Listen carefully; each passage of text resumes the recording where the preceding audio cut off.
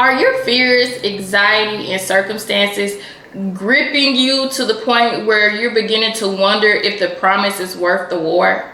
Is your hope like dwindling because you feel like your promise is buried in a territory that you may not survive? God wants you to know that the promise is worth the war.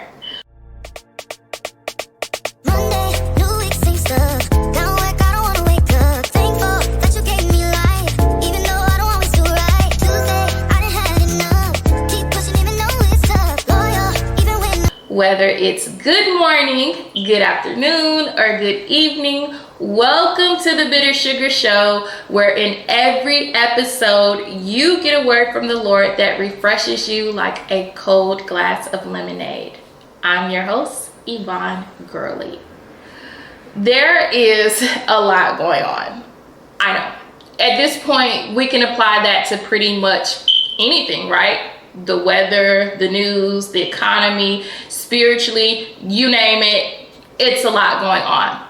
It's so much going on that almost every decision feels like we have to decide whether to take the blue pill or the red pill. Are we going to cut the green wire or the yellow? And if we get it wrong, everything might just blow up. I'm joking, right? But doesn't it feel like that? Things are so tense. Today's cup of bitter sugar is to assure you, myself included, that the promise is worth the war. Our word for the week is going to come from two books of the Bible, Joshua and 2 Kings. First, we're going to get into the book of Joshua. Here we are dealing with the death of Moses. God is calling Joshua to take the place of Moses to lead the Israelites into the promised land. We're going to dive into chapter 1, verses 5 through 9, and I'm going to read from the King James Version. There shall not any man be able to stand before thee all the days of thy life. As I was with Moses, so I will be with thee. I will not fail thee, nor forsake thee. Be strong and of good courage, for unto this people shalt thou divide for inheritance the land which I swear unto their fathers to give to them. Only be thou strong and very courageous, that thou mayest observe to do according to all the law which Moses my servant commanded thee. Turn not from it to the right hand or to the left, that thou mayest prosper whithersoever thou goest.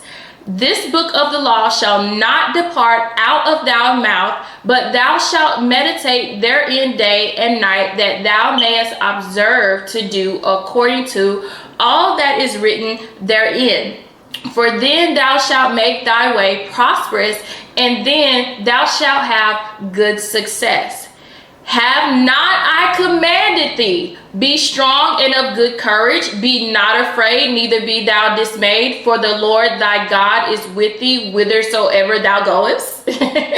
Now, I don't know if Joshua actually said something or he was thinking something in the midst of God telling him this, because it seems to me on that last verse 9, God is sounding like the parent that he is, right? You know how you're telling your children or you're telling someone something and you're giving them instruction and they have that look on their face, or you can kind of tell they're thinking something. Sometimes they even interrupt you. And then when they interrupt you, they say something that totally contradicts what you were telling them in the first place. To me, it sounds like God is saying, didn't I just tell you, be bold, be confident, don't be scared? It sounds a lot like a I did not just tell you moment. I looked up the Greek and Hebrew definition of the word dismayed, and it means to be shattered with fear, be broken, or depleted of courage. So in other words, y'all, don't go into the sunken place. In chapter 1 alone, with the first verse 9, God tells Joshua to be strong and courageous 3 times, y'all. He also repeats himself in assuring him that he will be with him wherever he goes and he won't forsake him. In Hebrew, the word forsake means he won't abandon, reject, leave, or set him aside. I think this is beautiful because it seems as though God is acknowledging that trusting him in this next particular season that Joshua is being called to might cause some of those emotions of fear, or it might cause him to go into the sunken place. And God is telling him ahead of time, look, don't do that. I know it may feel scary, but don't be. I know your situation may look sketchy, but just trust me. I got you. I'm always with you. I'm not going to leave you hanging. This is what God is saying to us. He's just telling us the same thing he told Joshua. So now we're going to skip down to chapter 6. We're still in the book of Joshua. Joshua and the Israelites obeyed God's instructions to walk around Jericho instead of attacking its military. If you're familiar with this is the story referring to the walls of Jericho coming down. This is also the story that refers to the prostitute that hid the 2 spies that Joshua sent in, and a promise was made to her and her family's life would be spared. So this victory demonstrated that God won the battle, not the Israelites. They didn't win using their own strength. They couldn't have won using their own strategy. It was God's faithfulness that won the victory. It also shines a light on the importance of obedience and not being so overcome with fear or so overcome with fear and anxiety that you take matters into your own hands instead of trusting the Lord. Now, if we go down to 2 Kings chapter 6, verses 15 through 17, we see a very similar lesson repeated. We are dealing with the prophet Elisha and his servant. Elisha is being hunted by the king of Syria and their army. Basically, the king of Syria does not like the fact that the king of Israel has the prophet Elisha on their side, because he knows that Elisha has the Lord on his side, which means that Israel cannot be defeated unless he can get rid of Elisha. Verse 15, and when the servant of the man of God was risen early and gone forth, and hosts compassed the city both with horses and chariots. And his servant said unto him, alas, my master, how shall we do? In other words, sir, it's a whole bunch of people, it's a whole bunch of men and their horses outside, and they're here for you. What are we gonna do about it? And he answered, fear not, for they that be with us are more that be with them. In other words, we have way more people fighting with us than they have fighting with them. Trust me. Okay. And Elijah prayed and said, Lord, I pray thee, open his eyes that he may see. And the Lord opened the eyes of the young man, and he saw, and behold, the mountain was full of horses and chariots and fire round about Elisha. Elisha could see in the spirit, y'all, so he had no reason to be afraid. He could see that the Lord had his own army with him. So Elisha prayed so his servant could see what he could see. And so God opened his servant's eyes and allowed him to see the exact same thing. When God said, do not be afraid and meditate on his words, did you know that those weren't suggestions, but commands? Can you imagine how things would have gone if Elisha was not consistent with his time with the Lord? Consistency with your time with the Lord is what builds confidence. Joshua and Elisha, and really all the servants that God used, had one thing in common, and that was consistency with meditating on the word and his presence. Because a lot of times we start out consistent because we're in a storm. If we be honest, we're consistent because we're in that storm and we want to get through that storm. So we'll do great seeking the Lord. And as soon as he brings us through, we fall back into our routines that don't include time with God. He might get a verse of the day read or a quick little prayer, if that, until the next storm hits. God is saying this is why his children are struggling with confidence in his faithfulness. God also wanted me to point out the importance of obedience. Obedience before, during, and after he fulfills his promise, in addition to the individual instructions God is giving you. Part of that obedience is being strong, courageous, and not walking in fear. Remember, those were not just suggestions, but God commanded. Also, meditating on his word, because this is the only way we can walk with the knowledge that God's work will be done and God's way does not fail. Okay? It doesn't fail. At the end, Joshua even says in his farewell, like right before he died, he reminded the Israelites, like, look, remember, the only reason we've been successful in winning all these wars and so victorious is because God fought for us. And he warned them that if they stopped serving the Lord, they would be destroyed. A lot of times we get what we want from God, and then we go back to being inconsistent, and the Lord wants us to come out of that. He does, y'all. He wants us to come out of this in and out thing with him. And so some things that I want us to remember is God said, be strong and be of courage, be not afraid, neither be dismayed, for the Lord thy God is with thee whithersoever thou goest. Okay, remember that, whithersoever thou goest.